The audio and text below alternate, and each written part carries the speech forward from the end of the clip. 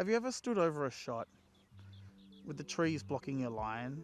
Maybe the wind is off the right, and have you ever thought, man, if only I could work the ball the other way?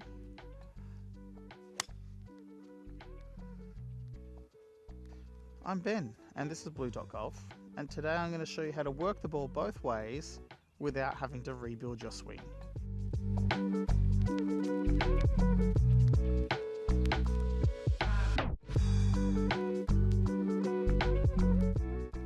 Hitting one shot shape reliable is not a bad thing, but it's trying to paint with only one colour.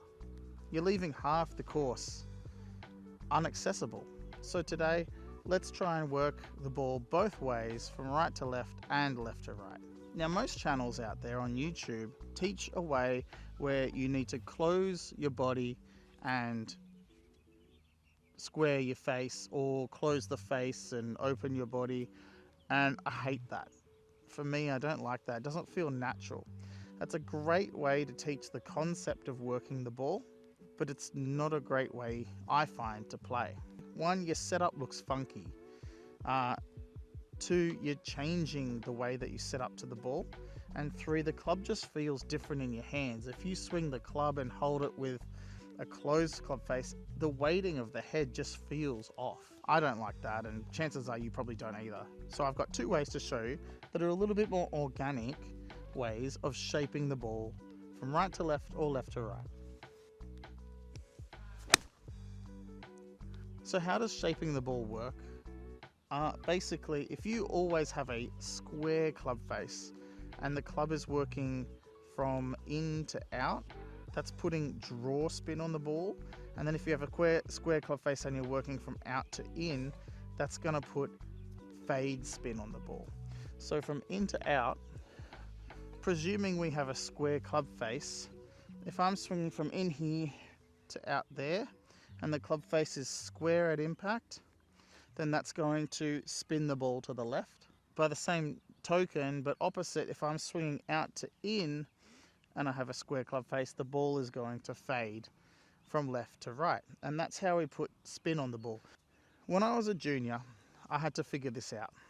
And one of the ways I figured out was, if that tree down there is my start line, I would aim to start my ball just right of the tree, and then I'd swing further right than that start line.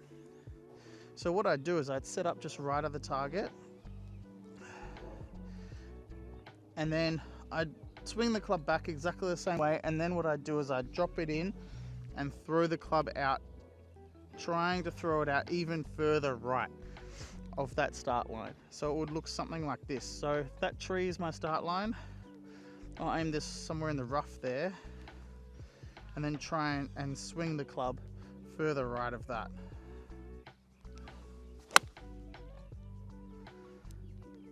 And so that would give my hand path going out here, and usually finish with my hands really high. The same would happen for a fade.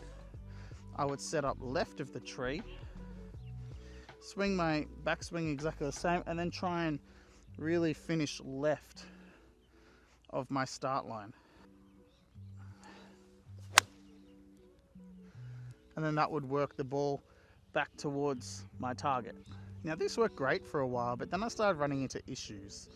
I didn't like that I had to change my swing from in to out and out to in to hit different shots, and if I didn't time it perfectly, the draw shots would be a little bit fat and the fade shots would come in too steep, or I'd dig at it too much. So with the help of my coach, I developed a second system to work the ball, and it's still a little bit more feel based, but the consistency is off the planet.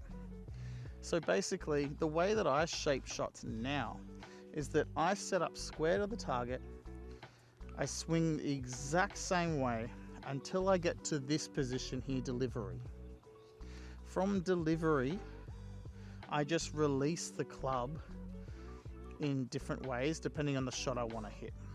If I swing the club back in my backswing, come down to delivery, and I want to hit a draw, I feel like I'm releasing the club into the ball.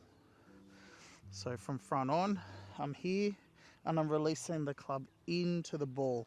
And that turns the toe down a little bit earlier in the swing. And what it does is it starts the ball on my start line and then it draws off that. Same for the fade. I'll do my normal swing, get to delivery, but then my release from here is I just hold it off. And what that will do is as I naturally come round to the left of the ball, it opens the face, keeps the face open, and the ball will start on my start line and then fade off that. And that's how I work the ball now. So when you develop a system, it's important to know the pros and cons. So if I don't quite hit this properly, if I'm trying to hit a draw, usually the worst shot or the most consistent miss that I'll have is just go straight. And because I have the power of choosing where I aim and where I start my straight shot, it's usually fine. It's usually on the right edge of a green if I'm hitting a draw. So if it goes straight, it's just on the right edge of the green. No harm done. If it's a fade, it's usually starting on the left edge of the green. Where you need to be really careful is working out your shot window and how far you tend to work the ball naturally and not overwork it. As a general rule, you always want to work the ball up to your target, but never past it. Let's say, for example, there's a pin on the left-hand side of the green, and I want to hit a draw in there, and I overwork it, then I'm short-sighted trying to come back. Or if there's trouble down the left, and I'm trying to hit away from the trouble and draw it back into the fairway, if I overhook it, I'm back into the trouble. Now, this is a rare miss, but it's just something to be mindful of. Now, for me, the way that I work that out is I hold my arm at full length, and I hold up 2 fingers, and I line up the edge of this finger with my target and the edge of this finger with my start line. Because for me, if I'm having a normal day, I tend to work the ball around about 2 fingers, and that sort of scales with each club. 2 fingers with driver is a lot more than 2 fingers with a wedge. If I'm playing really well, I'll drop it down to 1 finger, and it's a really tight work. But on a general day, 2 fingers. So if I'm going to draw a shot into this tree, if I hold up my fingers, 2 fingers is starting it just pretty much at the base of that path, or that, I don't know if you guys can see it, but there's a mown path going up into the rough there. So for me, my start line is the rough there, or just mown rough. So I'm going to set up straight, and I never change my swing. So it's the same swing as always. And now all I do is on the downswing, I'm going to release the toe into the ball.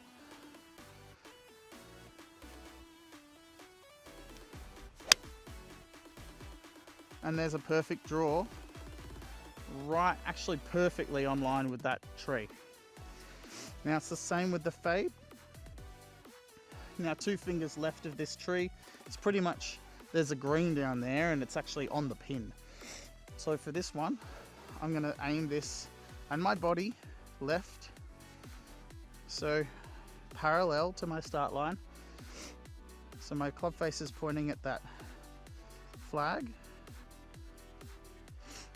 and then I'm just going to hold the face off through the shot.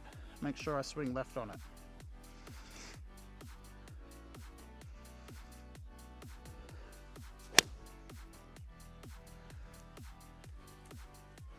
Now I have overworked that one slightly. I think there's actually a little bit of breeze there helping it. So there you have it. That's how I work the ball both ways. Hopefully that helps you. The most important thing with developing any system in golf is to practice it. Find out your little tweaks and touches that makes it work for you, and to make sure it works on the course. If you're working on a shot shaping go-to move of your own, drop it in the comments. I'd be really interested to see what system you guys are coming up with too, to work the ball both ways. Now I've got heaps more videos coming soon on shot shaping, club selection and strategy around the course. So if you don't want to miss those, make sure you hit subscribe and the notification button to make sure you're getting those notifications when those videos come out. I've been Ben. This is Blue Dot Golf. Play well.